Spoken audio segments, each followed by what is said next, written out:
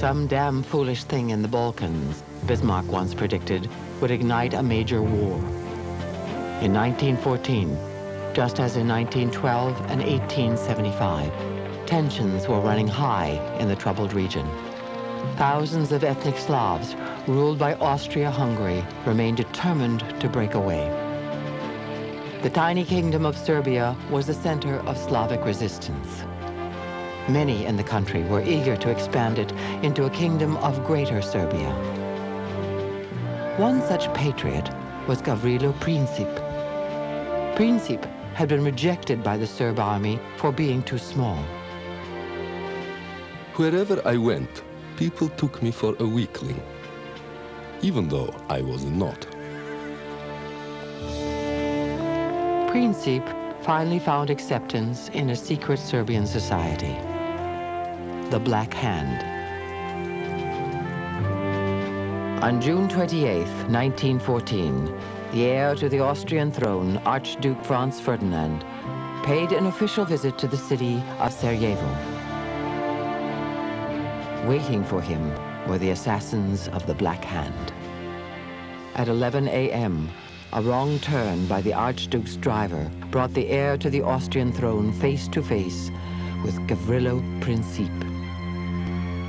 At that moment, I was filled with a strange feeling, and I aimed at the Archduke from the pavement.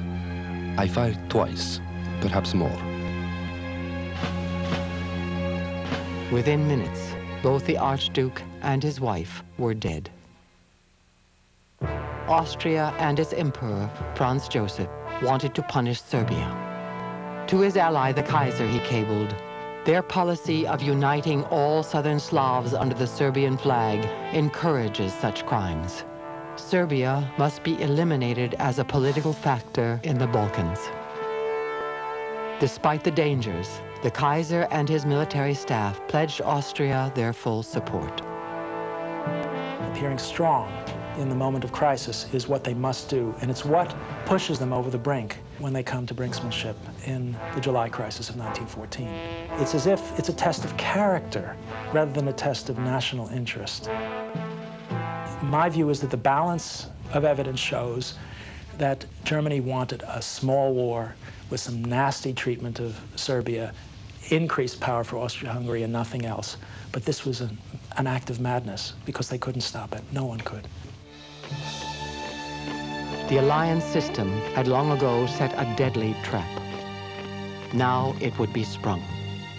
On July 28, 1914, Austria declared war against Serbia. But war between Austria and Serbia meant war between Austria and Russia. That meant war between Russia and Germany. And that meant war between Germany and France. And that meant war between Germany and Britain. In a flash, the whole continent was going to be at war. Wilhelm, finally realizing the consequences, tried to back away. The Kaiser basically wants to avoid the general war. It then becomes clear that the Kaiser, far from being the supreme power in Germany, doesn't matter at all, because effectively the Chief of the General Staff says, "I'm terribly sorry, sire, but the war is going to happen anyway." The Kaiser may have been uncertain about how to respond to the crisis, but not Jean Juarez. Just as in 1912, he organized an emergency socialist congress, this time in Brussels. When Juarez mounted the speaker's platform, one observer wrote, he brought to mind a giant, straining forward, back bent, his feet deeply planted in the soil, to stem the onrush of some catastrophic landslide. Citizens, we must stop this specter from rising from its grave every 6 months to terrify the world. Human beings of all countries, this is the work of peace and justice we have to accomplish.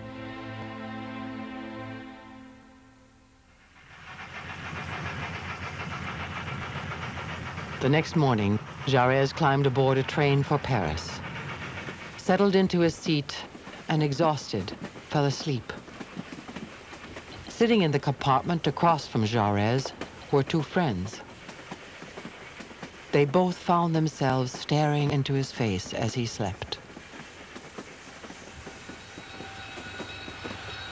All those fortunate enough to know Juarez personally had always been inspired by his good humor and his inexhaustible vitality. But now it seemed to us he was deeply sad, full of grief, brought on by his clear vision of the horrible catastrophe about to overtake mankind. As we looked at his wonderful face, we were each suddenly overcome with the feeling that he was dead. I froze with fright. How often I had thought to myself, what would we do if we lost him?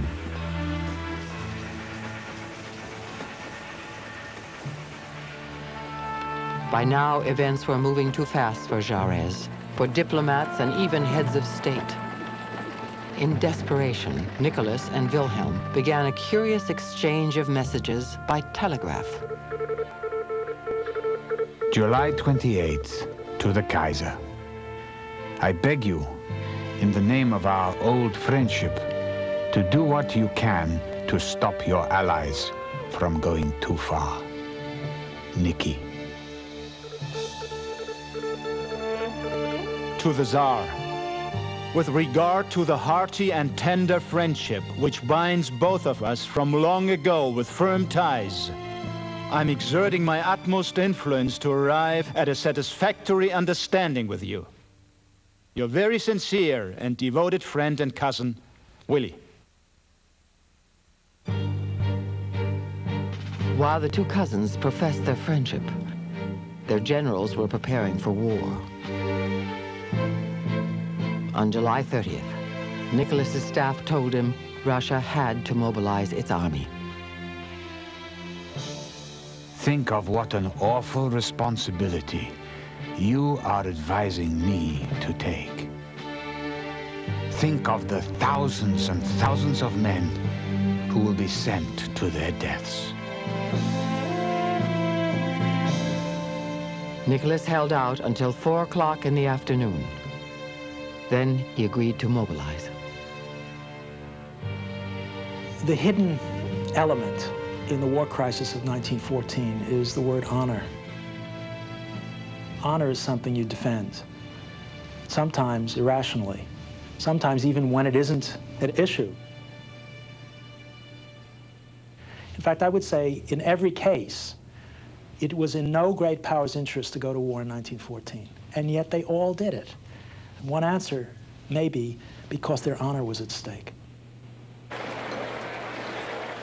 The Russian mobilization was just what the German General Staff wanted. Now Germany could mobilize under the pretense that it was only responding to a threat. France soon followed.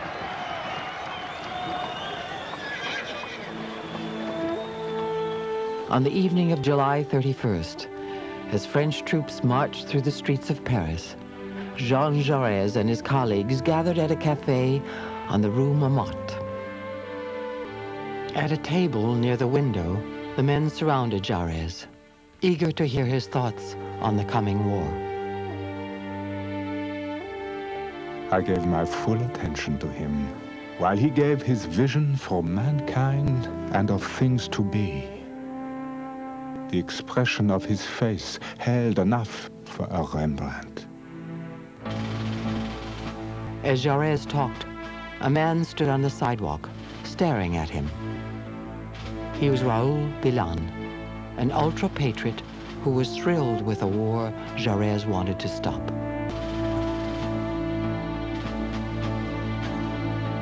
As Bilan watched, a man from a nearby table showed Juarez a photograph of his little girl. At that moment, Bilan leaned in through the window. Behind me, a revolver slid by, held in a hand. bang, a reddish flash, like the flame from a cigar. I did not see any blood, just a painful shudder.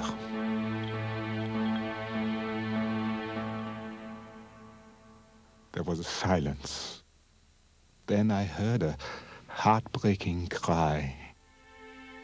Next came 4 words, yelled, screeched, repeated over and over.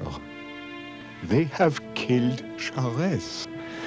They have killed Juarez. When Juarez went, a lot more than an individual went with him.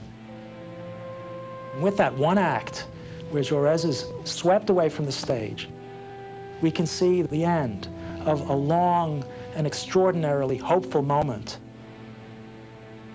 What was left after that was simply the speeches at his grave and the decision to mark his death by defeating the German invaders.